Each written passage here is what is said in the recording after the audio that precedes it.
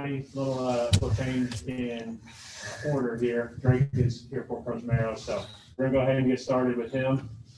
Raise your hand and we'll get the question. Drake, you just want to do you have an opening statement or anything? We'll just go straight to questions. An opening statement? Yeah, get used to this. The center. I watched a lot of post-game press conferences with coaches. It's a weird thing that I like to do, but I don't have an opening statement for this one. I didn't prepare one. All right, let's start out with John Hale and then we'll go to Josh. Drake, there was a lot of talk, just speculation, I guess, that seniors, draft prospects, guys would not want to play in bowls this year because of everything going on. That has not been the case for you guys. Why do you think that is, and what's kind of the mood going into this game with you guys for one last game? Yeah, that for the last couple of years, that hasn't been an issue. You look back at the Citrus Bowl, and that was kind of when that movement was starting. And you look at guys like Josh Allen and Benny Snell and quite a few others on that team. Nobody opted out. And I think that set the tone, at least for a lot of the older guys that are here right now, that our standard is we want to play in that bowl game. And we want to treat every game like it's a big deal, because it is. And, of course, guys are trying to do what's best for them. But I think that there's so much pride that a lot of us have to try to play one more game for Kentucky, get that win. I mean, I know personally, after that South Carolina win, we were all excited. We were happy. I was happy, but I just didn't want that to be the last game. And bowl games are fun. It's a little vacation. There's no doubt about that. But we're on a business trip, and getting a bowl win is such a great feeling that I think everybody wants to get that one more time. Josh. Hey, Drake, when you go on the little break y'all had after the Carolina game, and then here for Christmas there for a few days, was it tough? I assume it's nice to get that recharge, but is it tough to because I imagine kind of what John was asking about there, maybe guys kind of want to stay home.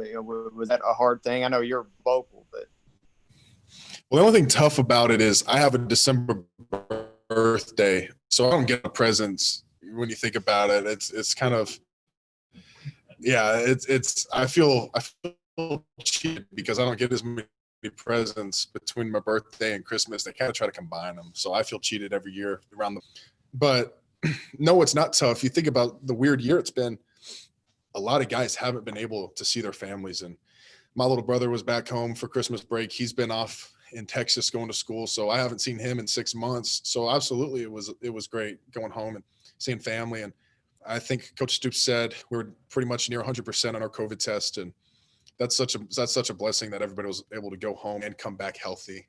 And I believe we've got one more round, so we'll see. But I think everybody was excited to go home and get recharged. There's absolutely nothing wrong with doing that. Bonnie? Bonnie, you're muted. Yeah, he's muted. I can't hear you. We'll come back to you in a second. You're still muted. Nick? What makes this defense so weird and such a challenge to go up against, especially for you in particular?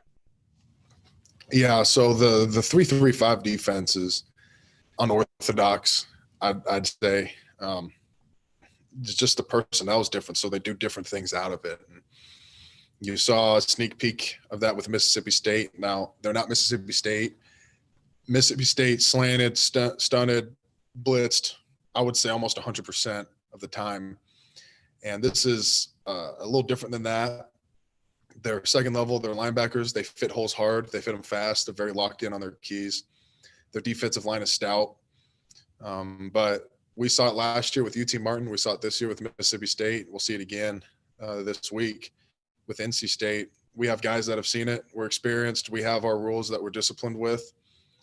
And no matter who's coaching us, we have a system built in to give us answers to whatever defense is bringing at us. So, yeah, it presents a challenge. They have good players, but I think we do too. So I'm looking forward to this game. It's an interesting matchup. I think it'll be fun to watch. Is this a game too where you see the guy across from you and he's making All-American teams? What can it mean for you in your future? Yeah, it excites me. I love playing against good football players. I loved playing against Jeffrey Simmons twice. I loved playing against Kinlaw, guys at Bama, Florida, Georgia. Really, every team we play in our conference has great players, and I'm excited to play. I don't know. Obviously, we're planning on him playing in the game. Ultimately, the way I approach each game is the same. I try to dictate to the defensive line what I'm doing. I try to make my block. I don't want to react to what he's doing. In a way, I want him to react to me. So I try. Of course, I game plan. I watch their tendencies, but I think we really try to treat everybody like it's the same. And we just played 10 SEC games. You're not going to see defensive lines much better than that. Josh? Drake, what's preparation been like? You know, it seems like it's pretty close to a normal game week as far as the schedule, but with Coach Marrow kind of running the ship there offensively, what's anything that's real different about it, or is it pretty much, kind of the same as the season's been? I'm having fun with it. I think me personally, I like being a little more involved in the game plan. I get to kind of see how that works. And of course I have for Coach Schlarman, and I would talk about it each week, but it's a little different right now. And I like being in there when we do talk about some things. And Coach Marrow, he's been in this offense for 5 years. A lot of our assistant staff members have been in this offense for a long time. So I have a lot of confidence in everybody to put together a good plan. I'm sure it's not my duty to go into detail about that, but I'm confident in it. It is like a normal game week, and we're just excited to go out there and play. It doesn't matter who's calling plays. All right, we got time for a couple more, and then Coach Marrow is also here. So we'll go guys who had one yet. Jeff? Hey, Drake, what is the kind of extra time off since that kind of grueling stretch of SEC games done for you and kind of on behalf of your teammates, both mentally and physically? Yeah, you heal up big time. I know a lot of us really, especially on the offensive line, you feel it throughout the whole season. And I've been very fortunate, knock on wood, to really never miss any time my whole career with an injury. And it was a hard season, but it was fun. Like I said, each week you're going against the best. And we took a couple weeks off the game field to recover. And our training staff, Gabe and all of them, they do a tremendous job with us. And I know I feel great. My body feels pretty much like I'm ready to start another season. And yeah, so big props to those guys. And I think a lot of other guys would say the same thing. Dick?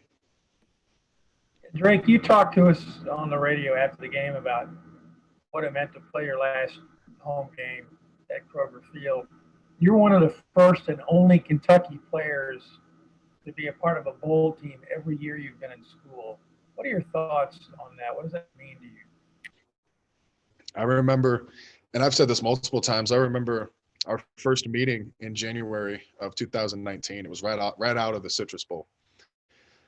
Coach Stoops talked about he didn't want to just have a good team. So he didn't want that 18 team to just be 10-3, great team. We look back and say, oh, that was the best Kentucky team we've ever had. He was trying to build a program.